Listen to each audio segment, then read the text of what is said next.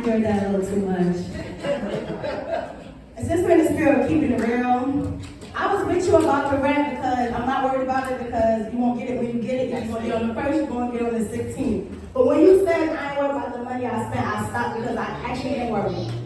When I opened my eyes, it cost $20. New York is too expensive, so I am worried. So I'm a hypocrite because I was singing it. But the next person coming up here is not an artist. We have someone who's about to empower and inspire us all. He is the co-founder of the Bronx Summit. He's an educator. He is the co-host of Live from the Bronx podcast, Mr. Jason Acosta.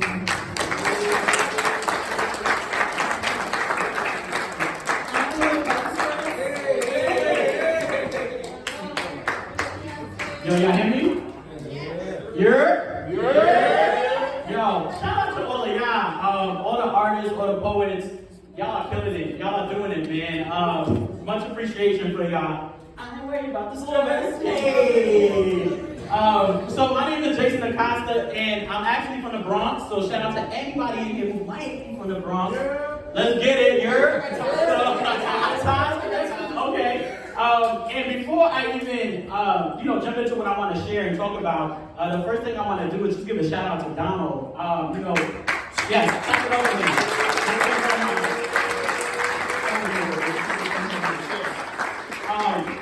I know that me and Donald went to college together, right? Gigi, shout out to you. Shout out to Calvin, Wyman, the man we just pulled up. Right? So, huge shout out to all of you. If you knew Donald for some time, y'all know Donald came a long way, right? So, yes. So, I wanted to just take a second to say I'm proud of you, yo. Like, for real. This is big. Shout out to you and everything that you're doing. So Donald asked me to come out and share a few words. I'll tell you who I am in a second and what I do. But I'm just so grateful to be in this space, traveling to the Bronx, and that's a little trip. But we're here, right? So with that said, I'm a macro social worker. I do a lot of work around identity and healing. Really looking at ways in which we can start to unpack a lot of white supremacy that we've internalized as people of color, particularly Black and brown folks. So really focusing on how we do this deep dive and unpack to recreate our own stories and think about who we want to be and then share that with the world, right? So that's my work. It's led me to a lot of different spaces. And I want to share something in a little bit, but in the spirit of hip hop, I want to start by just sharing a quick few lines from the late great Nipsey Hussle. Any Nipsey fans in here? Go.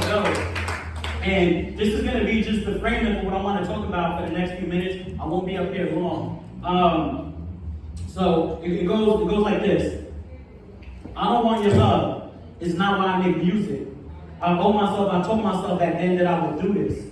And I always look so out of reach. It just seems so confusing.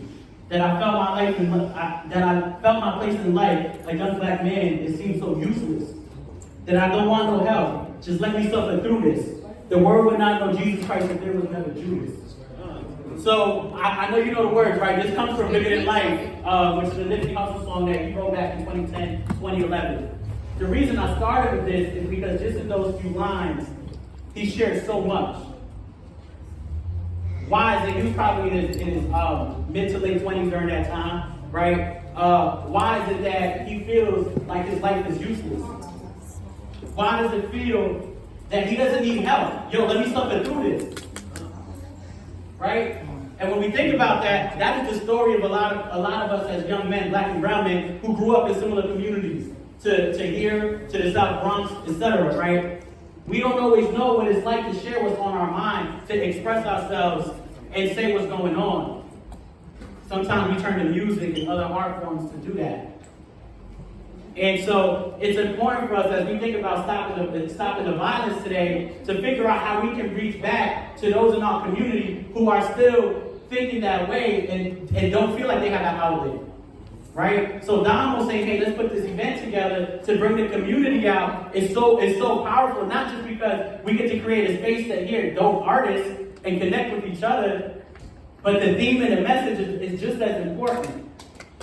Right? And how do we go get the people that need to be in this space into this space, right? How do we go spread the word and spread the love and tell folks that we have something dope happening here? in Brooklyn, right? That Damo who comes from this community, well, I don't know all these Brooklyn neighborhoods, come from Brooklyn, I would say, right? And is here trying to do this work on a Friday night.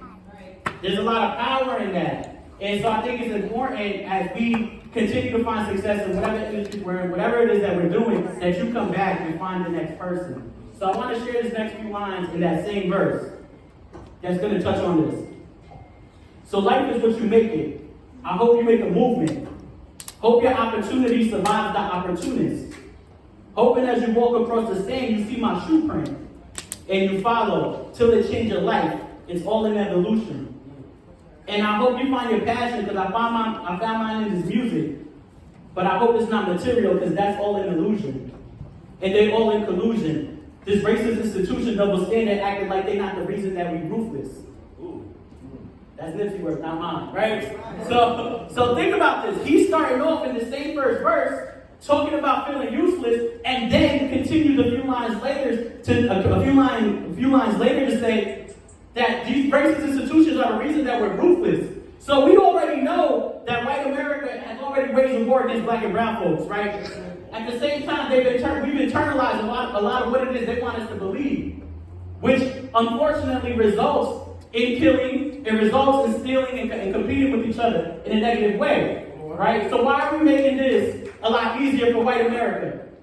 And so I think it's important for us to think about that. What does that mean? What have I internalized? What do I believe? Right? How has that impacted my life? And how do I start to unpack that, right? When I talk about identity and healing, how do I start to unpack that? So I mentioned I'm from the South Bronx, and I want to start to think about what it means to empower community and build together, right? Kind of like what we're doing here today. In the Bronx right now, I don't know if anybody has been there, but in the past couple of years, not only has it undergone gentrification, but it's also a really big renaissance period. There are a lot of creatives, a lot of artists, graffiti artists, photographers, entrepreneurs that are coming up. And it's a really dope time. It's the first time in my life that I've seen this happening in my community and people coming together.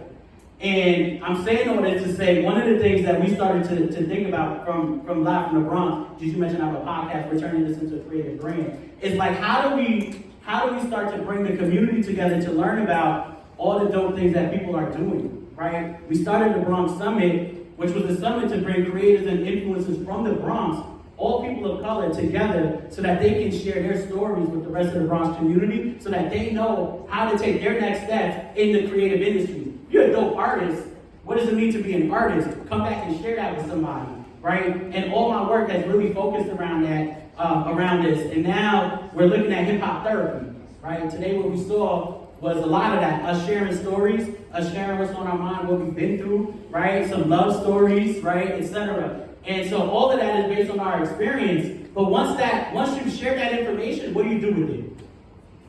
Once I come up here and told you my heart was broken and it's out on the table, what do you do with it? Right? And so although that is therapeutic, it's not necessarily therapy. Right? It's important to think about that because therapy includes a plan.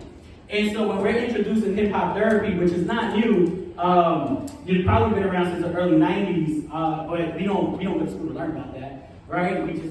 I'm a social worker, you kind of learn that as you go. Our work is really what we're really thinking about is like, how do we start to leverage something that's a part of who we are?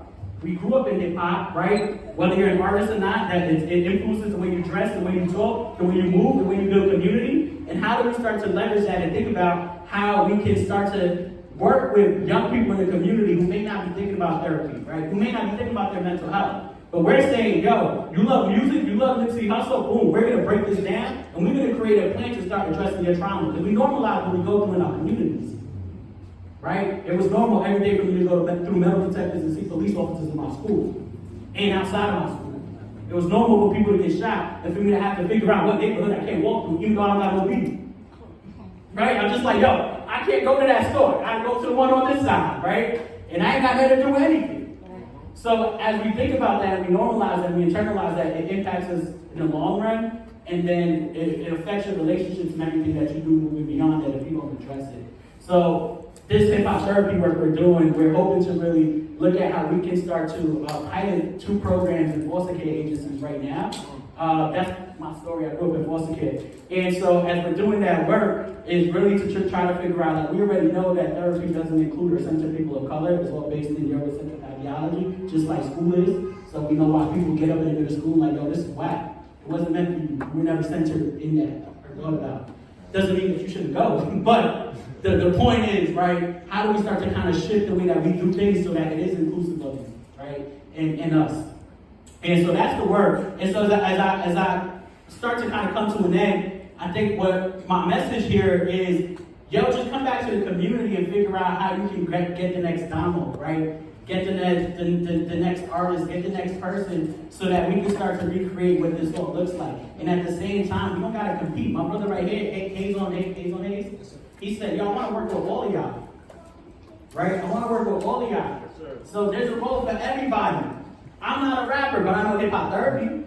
Right? I could work alongside you. Right? Donald knows how to put together an event. Gigi's the host. Yo, we got the recipe. I don't need to be the rapper. So how do we, exactly, we're all in it. How do we come together to figure out how we can support each other and shift communities? And that's my message. So with all that said, I just want to thank you for having me be a part of this. Again, shout out to you, Donald, for the work you're doing. Shout out to all of y'all. My name is Jason Acosta. We're actually going to host an event August 25th on hip hop therapy. It's going to be a panel. We're going to put people through therapy for an hour workshop experience. And then it's going to be networking and some really dope vibes, DJing. This is going to be in the Bronx, but I'll share my social media. I'll share it through Damo. Anybody who's here who knows Damo, please pass it along. There are going to be artists there. It's going to be just a lot of great community building, and we'll go through therapy. That is the goal. We're bringing that to South Bronx. You feel me? So you can follow me on Instagram _Jay Acosta. That's JayAcosta. And then everything else is Jason Acosta. So thank you again. I'm going to turn this back over to y'all. Be blessed, y'all.